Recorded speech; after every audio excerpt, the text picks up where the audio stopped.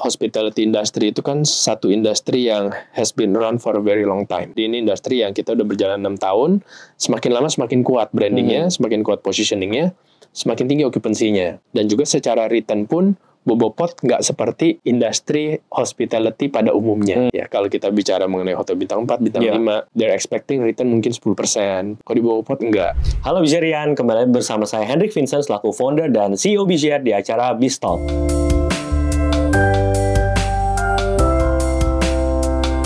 Nah, kali ini kita akan membahas industri yang sangat baru juga di Bizar yang mungkin sangat menarik buat teman-teman investor, yaitu industri perhotelan. Seperti yang kita tahu, menurut data dari Hospitality Services Colliers di Indonesia, itu hotel bisnis diproyeksikan akan terus meningkat di beberapa tahun ke depan. Dan terutama di tahun 2024 ini sudah meningkat lebih dari 8% per tahunnya. Nah, tentu ini sangat menarik buat teman-teman untuk bisa mengeksplor industri ini. Pada kesempatan ini, kita bertemu langsung dengan salah satu pelaku yang sudah sangat pengalaman di bidangnya, yaitu Bro Antonius Bong. Halo Bro. Yes, good to see you. Thank you Bro. Ini udah kedua kali nih masuk ke BizTalk, dan kita akan membahas mengenai sepak terjang di Bobobox Group ya. Yang kemarin kita bahas di Bobo Cabin. Nah, sekali ini kita akan banyak membahas terkait dengan Bobopod. Nah, mungkin buat teman-teman yang kemarin sudah invest di Bobo Cabin, nah mungkin udah lihat sendiri performanya cukup bagus di dia yang kemarin. Dan mungkin buat yang belum tahu juga bisa perkenalan dulu Bro, dari Bro Anton. Seperti apa sih Bobobox Group ini dan pengalaman dari Bro sendiri selaku co-founder dan presiden dari Bobobox. Silakan Bro Anton. Iya, thank you atas waktunya. Senang bisa kembali ke sini dan bisa sharing sedikit tentang bisnis yang selama 6 tahun ini kita udah bangun. Betul sekali, terakhir kita bicara mengenai Bobo Cabin ya. Mungkin sekilas pada saat kita launch Bobo Cabin, kita juga questioning nih, apakah teman-teman dari Bizar berminat gak ya berbisnis atau berinvestasi di bisnis penginapan? Karena biasanya kebanyakan di F&B ya banyak. Tapi setelah kita lihat kemarin, kita coba ternyata over expectation kita gitu. Kita overachieve dan responsnya sangat baik dan performanya pun luar biasa. We are on track dari projections yang kita kirim juga waktu itu ya. Betul. Jadi we are so happy we can share that good news. Dan di kesempatan kali ini kita mau cerita sedikit tentang produk kita satunya lagi nih. Sebetulnya ini produk OG-nya kita gitu ya. Kita lahir di tahun 2018 dengan produk ini, yaitu produk Bobopod. Bobopod ini adalah sebuah tech-enabled capsule hotel concept yang pertama di Indonesia. Jadi kita menggunakan modularity, prefabrication, smart technology, IoT. Untuk apa? Tujuannya untuk bisa membuat customer punya experience itu lebih seamless. Dan bukan cuma itu juga, dengan teknologi pun kita bisa enhance efisiensi dari operationnya itu sendiri, dari day-to-day operation. Sehingga operational cost bisa sangat lean, performa dan EBITDA margin pun bisa maksimal. Nah, mungkin di kali kesempatan ini kita juga mau memperkenalkan enhancement dari Bobopod yang sudah ada. Kita menerbitkan suatu brand baru, hasil kerjasama dengan pihak kartel. Namanya brandnya adalah Crib. Crib ini adalah suatu art inspired atau creativity inspired pod. Capsule hotel. Jadi we took it a notch further untuk bisa mengenhance bukan cuma fungsi dari accommodationnya sendiri, tapi dari sisi emosionalnya juga gitu. Oke, mantap. Jadi ada inovasi-inovasi baru ini baru tahun ini Bro ya? Betul, baru tahun ini. Ya, jadi kita sudah ada 17 Bobopod yang tersebar di Indonesia. Dan ini akan menjadi cabang ke-18. Oke, dan kolaborasi tadi untuk trip ini dengan kartel tadi ya? Correct. Oke.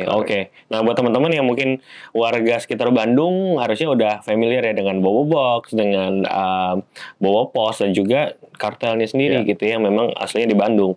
Nah, kalau untuk dari sisi Bobopodnya sendiri nih Bro, untuk referensinya itu apakah ada benchmarknya nggak sih kalau di Indonesia ataupun mungkin ada di luar negeri yang memang sudah berhasil sukses juga nih dengan konsep yang seperti ini Bro?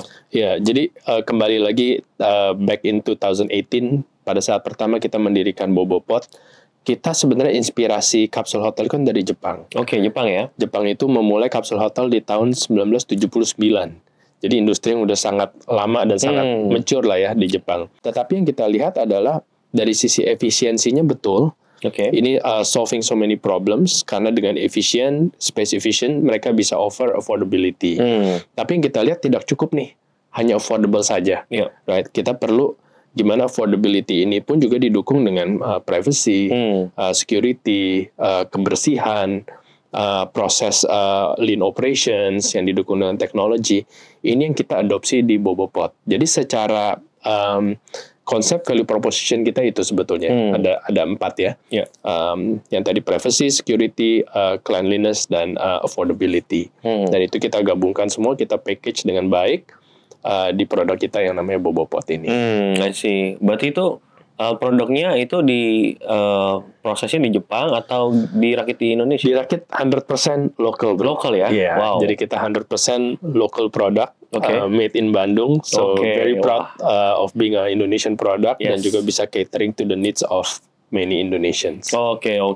Berarti kalau boleh ceritain bro, kan 2018 ya awal mulai. Itu gimana sih proses R&D sampai menemukan POTS yang sekarang? Apakah POTS itu dari awal begini atau akhirnya bertransformasi menjadi yang saat ini nih bro? Iya, walaupun secara looks mungkin kalau dari jauh lihatnya mirip-mirip ya, tapi kalau if you look closer to the detail bahkan interiornya, ini adalah versi ke-6. Oh, I see. Jadi kita sudah melalui 6 versi Bobopod gitu ya, dari yang pertama di tahun 2018 sampai yang sekarang. Tentu enhancement dari sisi comfort, durability, cost efficiency juga, dan finishing interior itu kita improve semuanya. I see. Nah, tapi kalau tadi kan bicara di Jepang bro, itu kan memang udah industri yang cukup lama, gitu ya. Sedangkan di Indonesia kan baru. Kalau Bobobos kan pelopor nih di industri ini, pioneer juga. Bagaimana sih tanggapan masyarakat Indonesia terkait hotel kapsul ini bro ya? Iya, tentunya pada saat pertama kita launch produk ini masih raba-raba juga, karena kita percaya hipotesa kita cukup kuat, value yang kita tawarkan sangat-sangat jelas, tetapi tentunya kita harus dengar market, kita harus dengerin customers kita. Maka oleh karena itu pertama kali kita dirikan ini pun kita hanya install waktu itu 2 kamar. 2 kamar. Ya, saya masih ingat waktu itu di tahun 2018 kita install 2 kamar di hotel family hotel partner saya. Oh, I see. Pak Indra dia punya budget family hotel bintang 3 gitu ya. Kita tore down one of the rooms untuk kita install 2 kamar pot kita ini. Gitu. Dan di situ kita mau gather as many customer feedback yang kita bisa dapatkan. Dan di situ kita melihat tremendous amount of response, a lot of excitement dari user yang stay di sana. Dan di situ kita decide bahwa ini adalah produk yang bisa dibilang bukan cuma inovatif ya, tapi solving a lot of users problems. I see. Berarti itu justru malah konsepnya itu di hotelnya Bro Indra, partner ya. Oh, I see gitu ya. Jadi nggak langsung bikin Bobopod seperti sekarang gitu ya, yang udah segedung sendiri. Betul. Oke, tapi itu bisa dibilang cabang pertama di situ. Prototipe pertama. Cabang pertama sebetulnya di Bandung juga, tapi di Pasir Kaliki. Oh, Pasir Kaliki itu cabang pertama. Itu cabang pertama dengan 62 kamar. 62 kamar. Oh iya, yang udah masifnya lah ya. Masifnya. Itu berarti tahun 2018. 2018 bulan Juni. Oke. Ada kesulitan nggak sih bro dalam mengedukasi dari sisi, ini kan biasa hotel itu ya konvensional lah gitu kan. Dan akhirnya menggunakan kapsul ini, apakah butuh waktu atau seperti apa tuh bro? Iya, tentunya butuh waktu untuk customers tahu ini tuh apa. Tapi yang dibutuhkan ternyata nggak terlalu lama. Right? Jadi setelah 2 bulan kita operational itu kita langsung waktu itu udah hit 80% occupancy rate. Dan ini terus berlangsung di luar pandemi. Setelah pandemi kita udah bounce back ke 80% lagi. Jadi very strong product market fit, very strong use case juga, value proposition yang customers kita betul-betul enjoy ya. Nah, ini menarik nih teman-teman gitu ya. Kalau dari data kita kan historical hotel itu average itu 56% bro occupancy rate. Nah, apa yang membuat Bobobox Group atau khususnya Bobopod ini bisa sampai 80% bro? Very good questions. Yang pertama adalah dari branding of course. Dengan adanya sekarang 17 cabang tersebar di 12 kota di Indonesia, kita mendapatkan network effect. brandnya melekat lah ya. Jadi itu satu. Kedua adalah standarisasi yang kita sudah buat. Jadi karena kita fully operated, fully managed, kita yang design, kita yang build, kita yang operate from end to end, standarisasi sangat bisa dijaga. Dan ini yang membuat customers itu nyaman. Staying di Bobopod karena there is no surprises. You go to Jakarta branch, nyaman, you go to Solo branch juga sama standarisasinya. Jadi there's no surprises, dan itu yang dibutuhkan memang sama user kita. Dan yang terakhir dan yang paling penting adalah dengan returning rate kita yang tinggi. Jadi kalau di industri hotel budget, returning rate itu ada di angka 8-11%. Artinya at any given month 8-11% user atau guest yang stay di bulan tersebut adalah guest yang sudah pernah stay sebelumnya. Sisanya 90%-nya user-user yang baru pertama kali stay. Nah, kalau di Bobopod, returning rate kita itu di 52%. 52%. Jadi 52% orang yang stay dengan kita di bulan tertentu, misalkan bulan ini, di bulan Desember, itu 52%-nya adalah returning user kita, loyal user kita. Itu yang membuat occupancy rate bisa sangat tinggi. I see. Berarti tadi kan ada faktor yang dibicarakan itu Bobopod itu sebenarnya teknologi juga berperan penting gitu, bro. Correct. Nah, sebenarnya teknologi apa saja sih yang digunakan dan apa dampaknya terhadap customer experience dan tadi orang bisa balik lagi dan segala macam. Kalau dipikir secara garis besarnya sepertinya cukup simple gitu ya. Tapi the ingredients that goes into it ternyata nggak semudah itu. It's actually very complex untuk kita build our own property management system, user app, housekeeping app, bahkan partner dashboard dan IoT sendiri. Jadi kita develop teknologi ini tujuannya ada beberapa hal. Pertama, of course dari sisi usernya. Gimana kita bisa membuat user experience seamless possible. Karena this is a produk yang dibutuhkan sehari-hari. Bukan produk yang you use once in a lifetime gitu. You use it on a daily basis. Some people use it on a weekly basis. Jadi kita membuat experience dari booking, registration, check-in, check-out, and everything in between itu sangat-sangat mudah. Makanya kita ada tech integration dan kita build our own IoT devices. Jadi contoh untuk dari proses registrasinya setelah booking, registrasi di app, itu customers langsung mendapatkan QR code untuk mereka bisa check-in. Kalau untuk first timer ya ada ID yang harus di-upload dan verifikasi tentunya, tapi itu bisa dilakukan semua digitally. Dan dari sisi housekeeping kita juga ada empower our host, our cleaner supaya dia bisa membersihkan suatu kamar secara mudah dan efektif. So they know exactly jam berapa a person has check out, kapan dia harus bersihin kamar yang mana. Jadi itu tidak ada lagi knocking on doors room service atau housekeeping gitu ya. Karena itu semua udah di digitize di apps. Dan juga kita sangat transparan, ini juga sangat penting ke partner kita. Partner kita can be our landlord, can be our investor. Jadi mereka punya dashboard yang sangat transparan yang kita buka untuk mereka bisa cek juga the occupancy atau the performance of the pods. Kan ada kalau di hotel itu ada bintang-bintangnya ya bro ya. Kalau di Bobopod ini ada bintang-bintang gitu nggak sih? Iya, sebetulnya kategorinya di Indonesia karena sangat baru, jadi belum ada kategori khusus. Ya. Jadi kita masih kategorinya non bintang. Tapi non bintang itu kan banyak ya. Ada pondok wisata, ada cabin contohnya. Begitu juga pods gitu ya. Jadi kategorinya sih belum ada. Untuk bintang kita bilangnya memang non bintang ya. Tapi kalau kita bicara hotel itu kan berarti ada standar quality of service. Correct. Nah, yang diberikan kepada customer gitu ya, mungkin buat pandangan investor juga, ini di head to head dengan bintang berapa, bro? Ya mungkin kalau secara pricing bintang 1, bintang 2 gitu ya. Kalau secara harga ya. Tapi obviously secara kualitas pengalaman tidurnya jauh berbeda. Wah, itu dia tuh. Makanya kok kayaknya kalau secara 1-2 tapi kok kualitasnya bisa sampai ke bintang 3, bintang 4, bro. Exactly. Justru customers kita itu mostly adalah customers yang tadinya stay di bintang 3, bintang 4. Mereka mau menginap di pods.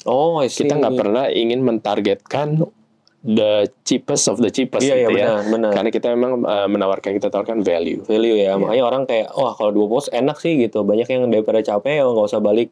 Misalnya ada temen yang di Bekasi ya udah tidur aja di bawah pot gitu ya. Correct. Oke gitu. Jadi ya banyak segmennya itu cukup luas berarti untuk kalangan yang menggunakan ini.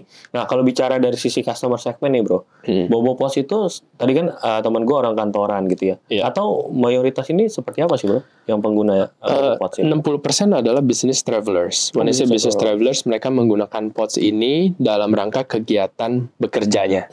Gitu. Pekerjaannya ya macam-macam ya. Kalau kebetulan lokasi yang kita akan tawarkan di sini sangat spesial, gitu ya. Jadi you can imagine the sheer amount of orang kantor, yang mereka mungkin nggak mau pulang ke Bekasi atau ke Depok, dan sebagainya, mereka bisa stay. Yes, oke.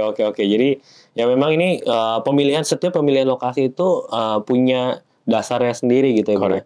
Apa sih strategi yang dilakukan oleh Bobo Pods dalam hal pemilihan lokasi, bro? Karena kan ini penting juga ketika investor nanti mau invest segala macam gitu. Use cases memang berbeda-beda untuk setiap lokasi. Jadi contoh Bobo Pods kita yang di Bandung, majoritinya adalah untuk staycation, gitu ya. Sekitar 40% untuk staycation, untuk bisnis travel sekitar 30-an%. Jadi kalau di Jakarta kebalik. Majority of the use case itu adalah business travel. Tapi staycation juga nggak sedikit ya. Orang dari luar, mahasiswa dan sebagainya yang ingin ke Jakarta, tourism itu juga banyak sekali juga. Gitu. Jadi mungkin kalau bicara profile ada dua, itu yang paling major adalah untuk business travel sama staycation. Nah berarti ini teman-teman investor sini mungkin sekarang kalau penasaran pengen ikutan invest itu bisa banget ya lewat B-Share nih. Nah mungkin boleh bro sekalian diajakin mungkin pelanggan Bobo Box segala macam ataupun yang mungkin tertarik di industri perhotelan bisa ikutan juga nih gitu ya. Boleh banget. Jadi ini opportunity yang pertama, kita membuka opportunity untuk masyarakat bisa ikut berinvestasi di dalam pembangunan Bobo Pod. Ya, jadi jangan lewatin kesempatan ini, kesempatan luar biasa karena Bobo Pod yang kali ini pun adalah Bobo Pod pertama yang di-infuse dengan art atau creativity tematik gitu ya, dengan nama brand Crib. Oke, mantap. Jadi, nah mungkin sebelum teman-teman semakin penasaran bro, Crib itu gimana sih konsepnya dan mungkin sedikit ya bro, apa nama inovasi ini kan satu inovasi terbaru dari Bobo Box Group. Ini seperti apa sih yang dimaksud dengan kolaborasi kartel in Bobo Box? Jadi kolaborasi ini sangat menarik ya. Kalau Bobo Pod itu sebelum-sebelumnya 17 lokasi yang kita udah bangun itu kita sangat embrace yang namanya functionality. Jadi Bobo Pod ini sebagai suatu functional product, di mana orang membutuhkan quality sleep, dia membutuhkan tempat yang nyaman, yang bersih, lokasi yang tepat, privacy, security, dengan harga yang sangat affordable gitu. Harganya ranging between 180 sampai 250 ribu.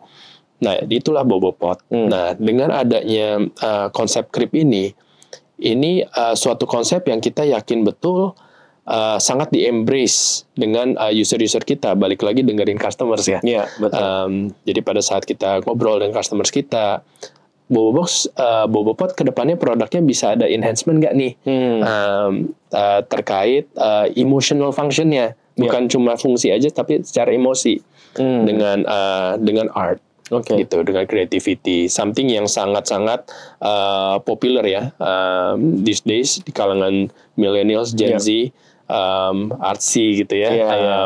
Dan kita lihat ini adalah potensial yang sangat-sangat menarik untuk kita explore. Jadi bukan hanya potsnya saja, kalau dilihat di sini potsnya, pintunya gitu ya, itu ada tematik art design. Tapi juga dari sisi lobby pun nanti akan berubah. Kita akan ada lobby, akan ada F&B-nya juga. Juga akan ada communal area. Jadi di situ akan ada jual merchandise, kita akan ada food and beverage, juga akan ada meeting room juga yang disewakan. Dan ini semuanya bertematik art ya. Wow, luar biasa. Tempatnya juga tadi yang pertama kali akan di Kuningan bro ya, rencananya. Jadi bocorannya buat teman-teman yang mudah-mudahan pas nonton ini masih kebagian gitu ya nanti untuk invest, silakan monggo nanti bisa dicek di aplikasi B-Share, bisa ikutan invest. Mudah-mudahan teman-teman bisa nonton video ini tepat waktu nih, jangan sampai kehabisan gitu ya. Buat teman-teman supaya semakin meyakinkan gitu ya untuk teman-teman investor. Bagaimana sih pandangan Bro Anton terkait industri perhotelan, terutama hotel kapsul ini bro di masa depan. Karena kan ketika kita investasi di industri perhotelan ini kan bukan jangka pendek bro ya, tapi jangka panjang. Jadi mungkin biar ada gambaran dan sekaligus meyakinkan kepada para investor. Iya, jadi hospitality industry itu kan satu industri yang has been run for a very long time. Yes. Dari zaman dulu udah ada hospitality, and the industry nggak pernah turun gitu ya. It keeps on going up kecuali pada saat masa pandemi yang kita sudah lewati sekarang ini. Jadi kalau bicara mengenai lifetime of the product itu is a very long lifetime product gitu ya. Jadi kalau kita again bandingin dengan kategori lain seperti F&B di mana ups and down-nya banyak ya. Mungkin 1 tahun 2 tahun tren, nanti 3 tahun agak ada competition baru. Kalau di industri hospitality nggak begitu. Jadi ini industri yang kita udah berjalan 6 tahun, semakin lama semakin kuat brandingnya, semakin kuat positioningnya, semakin tinggi okupansinya. Gitu. Jadi secara lifetime value ini sangat lama, dan juga secara return pun Bobopot nggak seperti industri hospitality pada umumnya. Ya, kalau kita bicara mengenai hotel bintang 4, bintang 5, they're expecting return mungkin 10%, payback period mungkin 10 tahun, bahkan lebih. Kalau di Bobopot enggak. Di Bobopot itu kita dengan efficiency yang kita udah bangun, dengan teknologi integration yang kita udah bangun, kita punya EBITDA margin is actually very thick. Dan itu yang kita bisa share dengan teman-teman investor. Untuk nggak perlu lakuin R&D-nya lagi, develop teknologinya lagi, brandingnya lagi. Itu semua bisa dinikmatin langsung pada saat bergabung dengan Bobopot. Jadi ya pantesan kalau teman-teman lihat di proposal itu ya mungkin half dari yang tadi disebutin lah ya untuk payback periodnya gitu ya. Karena sudah berhasil di R&D dan teman-teman nanti kalau mau join ya tinggal ikutan karena udah ikut tengah jalan, udah pengalaman dari 2018 sampai sekarang. Jadi bisa ikut merasakan kesuksesan bersama dengan Bobobos Group terutama di Bobopot ini gitu ya. Nah, buat teman-teman, jadi tadi udah denger ya bagaimana perjalanan dari Bobobos Group untuk bisa mengembangkan industri perhotelan dan dengan inovasi-inovasi yang terus dilakukan untuk setiap tahunnya gitu. Jadi sekarang teman-teman sudah bisa untuk menjadi bagian dari Bobobos Group gitu ya. Di B-Share ini kemarin kita udah banyak buka di Bobo Cabin, ada juga sekarang di Bobopots gitu ya. Jadi teman-teman bisa memilih sesuai dengan preferensi daripada teman-teman semuanya B-Sharean. Jadi tunggu apa lagi buat teman-teman yang pengen banget untuk masuk ke industri hospitality tapi bingung caranya, sekarang mendingan join aja dan menjadi bagian dari pemegang saham dari outlet Bobobos Group ke depannya. Oke, mungkin itu aja dari saya. Thank you bro udah mampir dan semoga kita bisa ngobrol-ngobrol lagi ke depannya. Thank you bro. See you in the next video. Bye-bye. Bye-bye.